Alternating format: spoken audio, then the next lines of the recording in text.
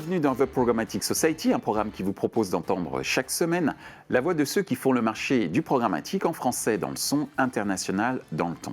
Une émission soutenue par Orange Advertising et Smile Wanted, avec pour partenaires médias CB News, Redcard et le collectif We Are Traders. Partenaire opérationnel, le MBA spécialisé Digital Marketing et Business de l'EFAP. Ce contenu est accessible également en podcast sur les principales plateformes d'écoute. Cette semaine, notre thème est le suivant. Réseaux sociaux, clé de voûte des investissements programmatiques. Pourquoi ? Les réseaux sociaux captent les 2/3 des investissements publicitaires display. Pourquoi les annonceurs sont si séduits par les réseaux sociaux ? Quels sont les principaux formats publicitaires exploités sur les réseaux sociaux et pour quel objectif ? Quel sera le display social du futur ? Pour en discuter, Soraya Ben Ali de Nexton, Catherine Titi de Evangelize, Sandrine Decorde de Jive Family, Christophe Danet de Digital Makers.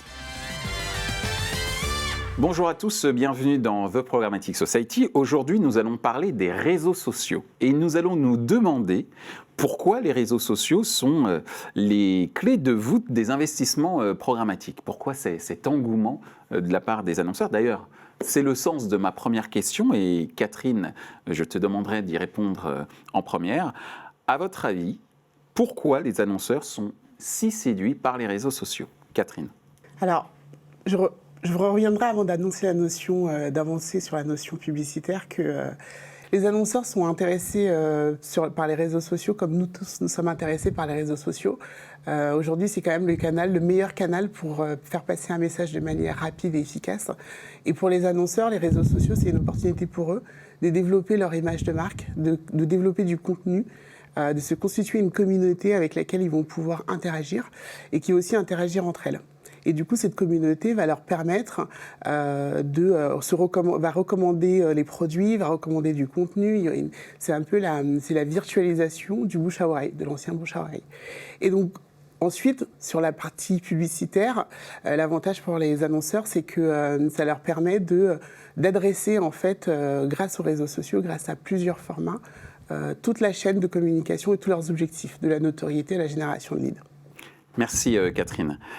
Soraya, ton avis sur pourquoi les annonceurs sont si séduits par les réseaux sociaux ? Oui, c'est une excellente introduction sur un peu remettre à plat sur les médias sociaux. Deux choses. Naturellement, les médias sociaux vont avec le mobile en fait, ça va ensemble. Donc c'est aussi pour ça qu'on voit le chiffre monter sur le programmatique, l'évolution, ça passe par là, par le mobile. Mais je pense qu'on en reparlera tout à l'heure. Le deuxième point qui est important aujourd'hui, c'est qu'au démarrage, un peu plus de 10 ans, quand les réseaux sociaux sont sortis, il fallait trouver son réseau social, il fallait s'inscrire. Ensuite, on a eu l'étape, il faut poster du contenu, on essaye de cibler. Arrive la publicité, qu'est-ce qu'on fait ? Il faut aller trouver avec le programmatique ce qui nous aide à faire, et c'est pour ça aujourd'hui la valeur ajoutée chez nous, en tout cas chez Nexton, auprès des annonceurs et de nos partenaires, c'est d'aller trouver la bonne cible avec le bon contenu. On va aller pouvoir avec une marque, je vous donne un exemple, ça m'est arrivé il y a quelques jours. Je cherche une paire de bottes depuis quelques temps, je suis sur un réseau social. Et puis, en fait, la publicité va aller me suivre sur un autre réseau social par rapport à ma manière de naviguer sur les différents réseaux sociaux. Donc, avec le programmatique, on va pouvoir aller poster au bon moment, à la bonne personne, le bon format et le bon contenu. Pour moi, c'est la force aujourd'hui sur les réseaux sociaux avec le programmatique. C'est d'aller travailler sur ce contenu et le format. Merci Soraya. Christophe, après les brillantes introductions de Catherine et Soraya, quel est ton avis concernant cet engouement de la part des annonceurs pour investir sur les réseaux sociaux ? Alors, comme le soulignait Soraya, pour moi, il y a 4 points qui sont importants. Le premier, c'est la puissance et la couverture que les réseaux sociaux ont à apporter pour un annonceur. Aujourd'hui, on parle de quasiment 3,5 milliards d'individus dans le monde, près de 33 millions en France qui sont présents sur Facebook. Je ne parle même pas de YouTube, WhatsApp, qui sont les 3 premières applications. Donc c'est la puissance qui a séduit aussi les annonceurs, besoin de toucher un maximum d'individus dans un laps de temps relativement court pour répondre à l'objectif. Ça, c'est le premier point. Le deuxième, Catherine a un peu souligné, c'était lié à l'engagement. C'est-à-dire le fait qu'à un moment donné, l'engagement devienne un des prérequis. On se souvient de la course au like que les réseaux ont de manière effrénée, alors même s'il y a un retour un peu en arrière là-dessus. L'engagement est devenu un des symboles des nouveaux indicateurs qu'on peut y trouver. Troisième, c'est finalement, je dirais, c'est plutôt le fantasme du earned media, c'est-à-dire le post qui buzz. Si je punchline un petit peu. Donc, c'est comment aujourd'hui l'influence marketing, c'est presque like me, I'm famous. C'est vraiment cette logique-là qui commence qui a séduit pas mal cette catégorie. Et puis, le quatrième, qui est plus sur l'aspect technique et publicitaire, c'est la mise en place des infrastructures et d'une plateforme programmatique en self-serve qui finalement facilitait l'accès, même si elle n'est pas toujours très compréhensible pour bon nombre même d'experts. Donc on dirait la plateformisation de l'accès à l'audience ? Oui, c'est ça, c'est en quelque sorte la mise à disposition de l'ensemble des éléments, que ce soit en termes de data, que ce soit en termes de ciblage, de définition des indicateurs, de facilitation d'accès. Finalement, l'ad-serving est d'une simplicité redoutable sur le social. Donc c'est aussi ça qui a, je pense, aidé aussi les annonceurs et leurs agences là-dessus. Merci Christophe. Sandrine. Alors, moi, côté annonceur, en fait, on sait que l'audience, le temps moyen quotidien passé sur les réseaux sociaux, c'est 2h22, toute génération confondue. Quand on regarde les statistiques, il y a plus sur le marché français les 2/3 des Français qui sont connectés aux réseaux sociaux, que ce soit Facebook, Instagram. Après, il y a des réseaux sociaux beaucoup plus verticaux qui touchent des cibles privilégiées. Et donc, on sait en termes de marketing que pour toucher une audience, surtout que les technologies d'accès à ces marchés-là sont particulièrement faciles et accessibles en termes de coûts, que c'est un incontournable du planning stratégique.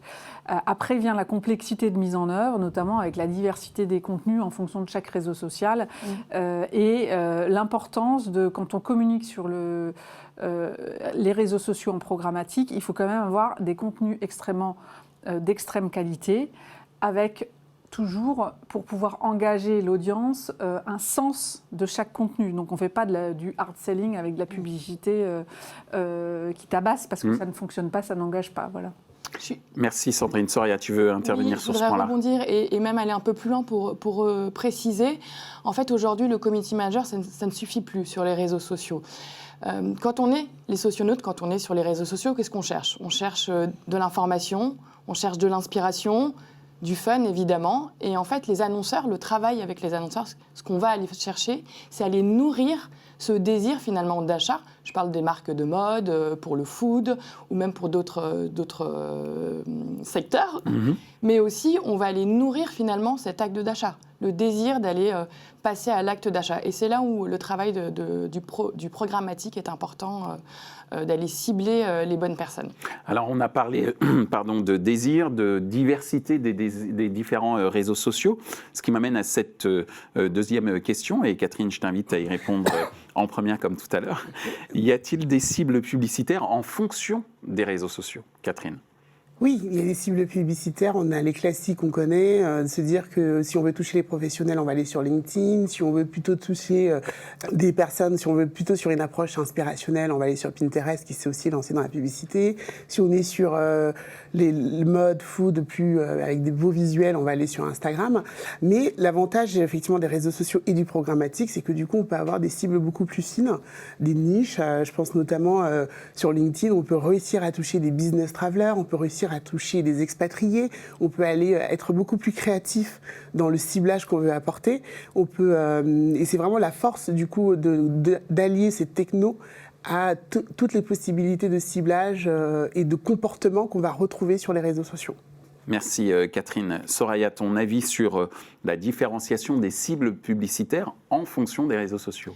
Encore une fois, alors là pour le coup, on va aller travailler avec les annonceurs, il faut aller travailler sur les personas, sur qui on veut toucher, parce que c'est bien beau d'aller lancer des publicités et de vouloir aller sur tous les réseaux sociaux, et on le voit avec Snapchat ou TikTok, on se pose beaucoup de questions, on se dit tiens, c'est le nouveau réseau social, la croissance ne fait qu'augmenter.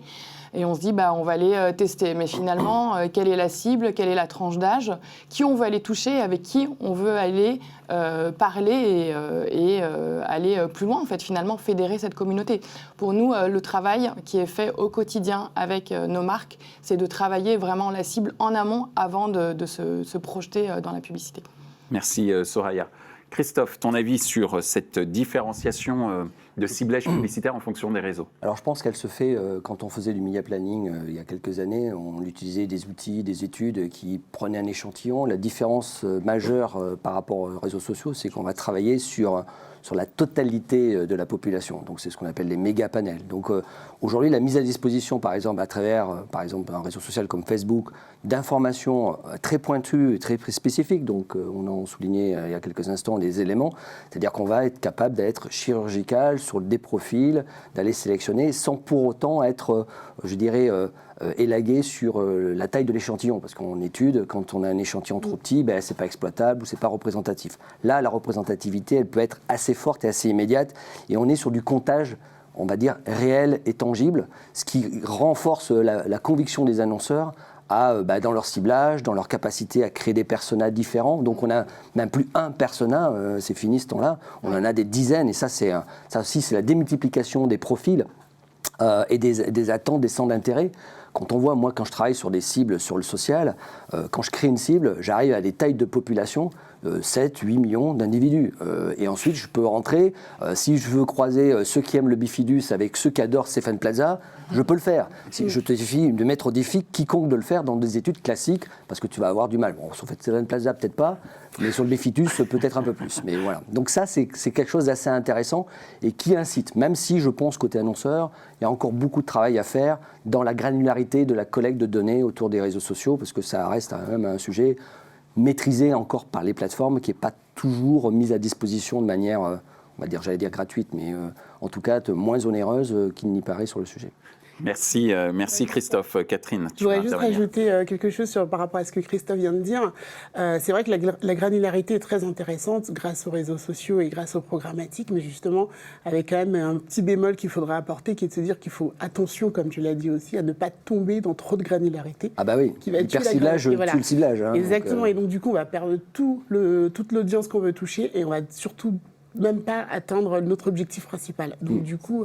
Sachant merci, qu'en fait, les principales plateformes ont en place des algorithmes qui sont assez puissants, et plus on granularise pour atteindre des cibles très précises, plus il faut adapter les formats, les contenus, éventuellement le sens de la marque et le niveau de langage de la marque. Et ça, côté annonceur, c'est très coûteux et très complexe à exécuter, surtout quand on est déployé sur plusieurs pays, où il y a de la traduction de langue, plus les cibles sont granulaires, plus ça pose le problème de la performance et de l'amortissement de la création de contenu. Et de la personnalisation des messages aussi, hein, parce que tu le disais très bien là-dessus. Moi, je pense que c'est quelque chose sur lequel il y a un vrai gap aujourd'hui, c'est-à-dire quand on fait un set créatif pour travailler sur un programme sur les réseaux sociaux, parfois, par défaut, on va partir sur 2-3 créas par défaut, alors que peut-être qu'il en faut 200. Parce que c'est là la difficulté, je pense que Soraya, tu es d'accord avec moi. Pareil, tout à fait, parce que nous, on a vraiment... Merci Christophe, Soraya. Vas-y. Non, mais je suis convaincue par ça. Je cite les prénoms pour expliquer à ceux qui nous écoutent et qui ne nous voient pas qui parlent. Voilà, Soraya, pourquoi? Soraya, à toi. Merci, je suis convaincue, parce que c'est le travail qu'on fait, nous, au quotidien, le fait de personnaliser et d'aller chercher le bon contenu. Pourquoi? Parce qu'évidemment, nous, on le voit avec nos annonceurs, le fait tu parles de déclinaison. On va les créer une créa, 2, 3, et on ne va pas les décliner. Mais en fait, ça ne va pas aller.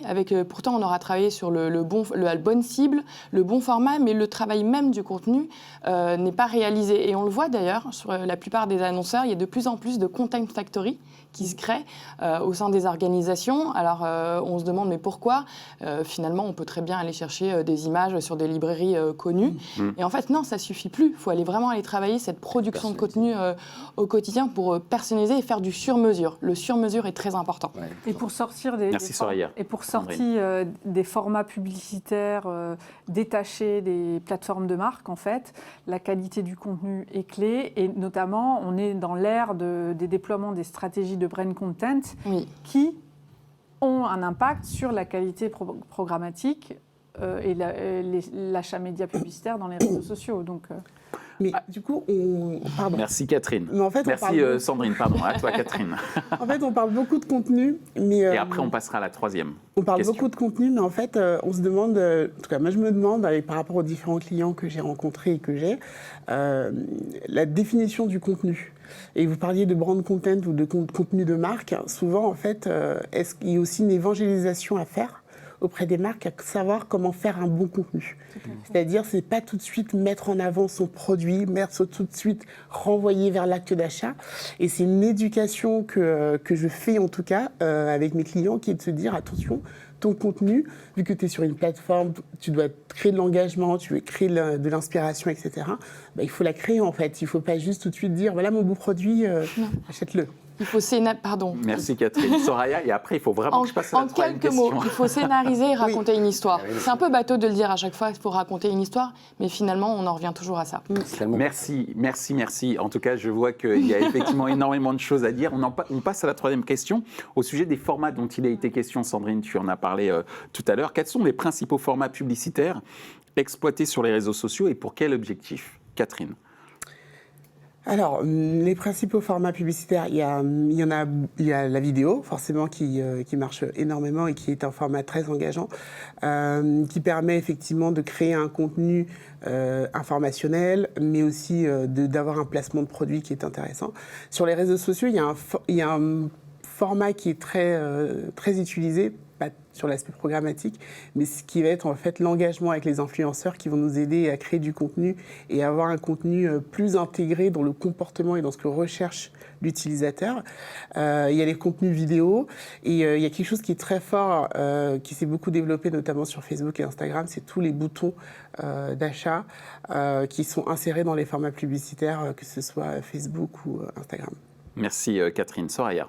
Alors dans les formats, évidemment, il y a Google et Facebook qui sont devant sur les formats pub. Facebook, c'est quand même, on sait qu'il y a Instagram, donc évidemment la vidéo.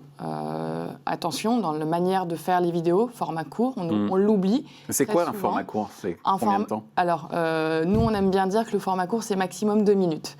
Et déjà 2 minutes, ça commence à être long. C'est pour ça que je dis, et ça commence déjà à être long. Mais après, ça dépend encore une fois de la marque, la personnalisation, qu'est-ce qu'on veut dire. Est-ce que c'est un format à la Combini où on fait très rapidement quelques questions? Est-ce qu'on va rentrer dans une interview? Donc il y a aussi tout ce travail-là qui est à mener. Mais nous, on le voit, il y a beaucoup d'annonceurs qui nous le demandent et c'est vrai que les personnes qui travaillent à la prod là-dessus aiment beaucoup faire, c'est les stories sur Instagram. Ça, c'est un format très facile puisqu'on parle beaucoup d'inspirationnel, mais finalement, on a l'impression d'être beaucoup plus proche des internautes, de ceux qui sont derrière, et c'est un format qui est énormément travaillé là-dessus. Et en plus de ça, on a maintenant beaucoup d'outils, même gratuits, qui nous aident à faire des stories simplement et facilement. Je vais en citer un que j'aime beaucoup, et dernièrement, il a sorti une nouvelle option pour créer des stories, c'est Canva. C-A-N-V-A, je le recommande d'ailleurs. C'est un de nos préférés, et que ça soit d'ailleurs en organique ou après en payant, il ne faut pas hésiter à le tester. Merci Soraya pour ce conseil. D'accord.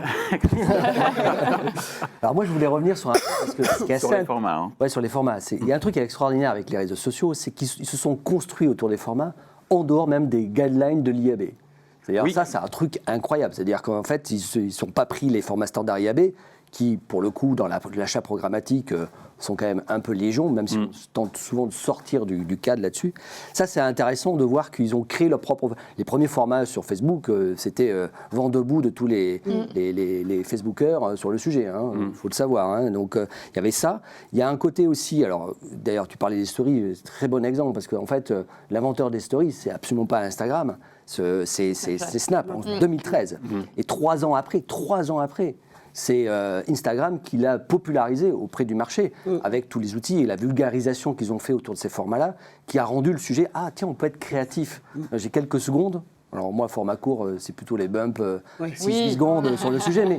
Mais donc ça, c'est assez intéressant. Et puis même Google a suivi. Google, ils ont sorti un truc qui s'appelle AMP Stories, dernièrement, donc sur le mobile, etc. Et puis, il y a un truc qui a changer un peu le paradigme des formats, c'est la verticalité liée au mobile. Ça, c'est un truc qui change même la rhétorique de la manière de raconter une histoire. Parce que si vous racontez une histoire en 16/9 et ensuite vous essayez de la mettre en verticale, bonjour. D'accord ? Donc ça, c'est un autre aspect. Et puis, par rapport aux objectifs, on le voit, c'est plutôt le 3 en 1. Ça fait un peu lessivier comme approche, mais il y a le faire connaître, faire aimer et faire convertir ou faire acheter. Et en fait, il y a que ce 3. Quand on prend la plateforme Business Manager de Facebook, Instagram, c'est assez drôle, c'est-à-dire tout est mélangé. Et c'est vrai que À chaque format correspond une catégorie d'objectifs. En faire connaître, on a besoin de l'impact, de la vidéo, etc. L'engagement, on va créer un call to action qui va inciter à rester dans le réseau social. Et conversion, on va aller faire du drive to web, etc., drive to store, etc. On va rentrer dans cette logique-là. Donc il y a une adaptation assez forte sur ces formats-là, qui est assez incroyable, qui, je pense, a aussi séduit les annonceurs. Merci Christophe pour cet exposé détaillé et précis sur effectivement les différents objectifs, je retiens sur les réseaux sociaux, faire connaître, faire aimer, faire acheter. Merci.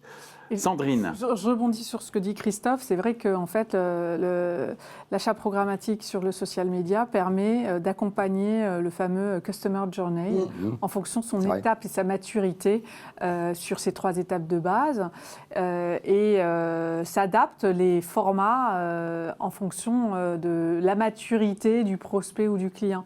Donc c'est assez pertinent et c'est des choses que sur d'autres sujets médias, on ne retrouve pas. Donc c'est peut-être une des clés en fait de l'explosion de la publicité sur les réseaux sociaux, c'est qu'on peut vraiment segmenter le parcours du client.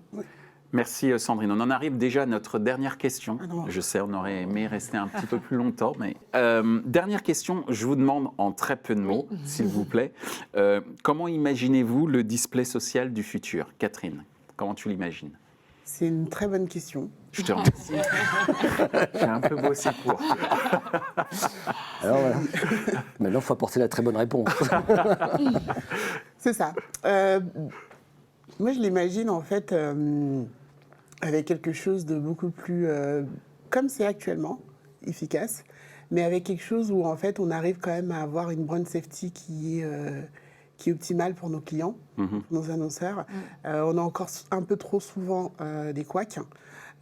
Et c'est donc, je l'imagine vraiment avec quelque chose où l'engagement est encore meilleur, où du coup les transformations sont encore meilleures, comme c'est déjà le cas, mais où du coup en fait les annonceurs vont pouvoir vraiment y aller de manière plus en sécurité par rapport à leur image de marque. Merci Catherine. Soraya. Je dirais plus de transparence et d'éthique. On a un vrai défi de responsabilisation, de savoir où on va finalement pour l'annonceur, mais aussi pour les partenaires et les agences, de relever vraiment ce défi d'opacité. On a vu qu'il y a quelque temps, il y a eu un petit bad buzz avec YouTube sur un nombre, pendant une campagne où il y avait un nombre de vues qui était beaucoup trop élevé par rapport à ce qui était censé. Apparemment, c'était un bug technique. Mais bon, on se pose la question, donc vu la progression et les chiffres qui ne cessent de monter, vraiment ce défi-là de transparence. Merci Soraya. Christophe, comment tu imagines le display social du futur? Premièrement, 2 lettres, VR, Virtual Reality, Oculus Rift. Donc si on se projette vraiment dans le futur, je pense qu'il y a un immersif qui est assez intéressant et on comprend mieux peut-être la stratégie de Facebook, en tout cas là-dessus. Donc ça, c'est le premier point. Obligatoirement vidéo, ça c'est le prérequis et natif, forcément.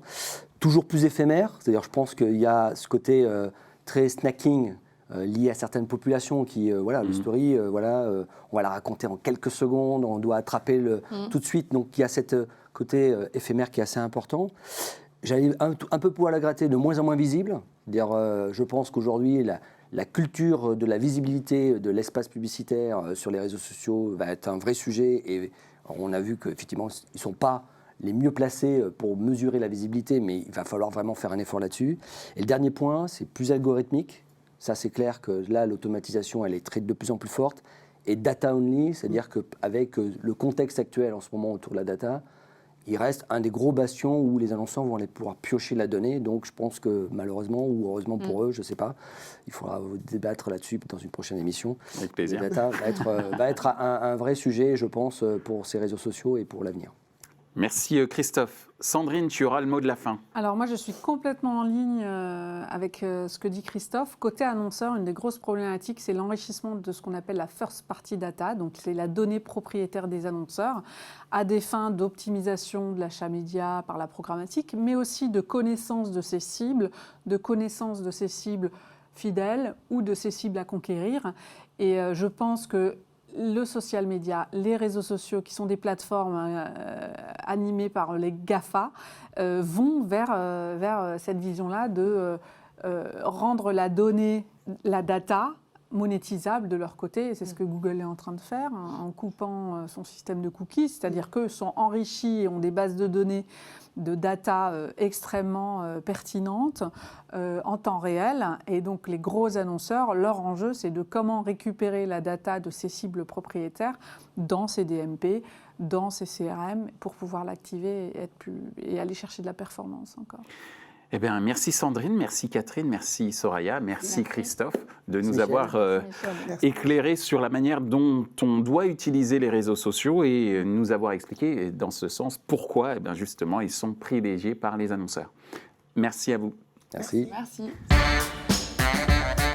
Ainsi s'achève ce débat sur la part de marché des réseaux sociaux dans les investissements publicitaires. Les points à retenir de nos échanges sont les suivants. 1. Les 4 éléments expliquant l'attractivité des annonceurs pour les réseaux sociaux sont les suivants. Petit a, la puissance. Petit b, l'engagement de l'audience. Petit c, le earned media versus le paid media. Petit d, la plateformisation des transactions permettant l'accès à l'audience. 2. La diversité des formats publicitaires et éditoriaux sont un terrain favorable pour faire connaître la marque, faire aimer la marque, faire acheter la marque. 3. La qualité de l'audience des réseaux sociaux est le résultat d'un volume important et mesuré en temps réel. Ce contenu est accessible en podcast sur les principales plateformes d'écoute. Merci à Orange Advertising et Smile Wanted pour leur soutien, ainsi qu'aux partenaires médias CB News, Redcard et le collectif We Are Traders. Partenaire opérationnel, le MBA spécialisé Digital Marketing et Business de l'EFAP. Merci également à l'ensemble des équipes d'Atelier B pour la réalisation de ce programme. Traduction et sous-titrage par Uptown.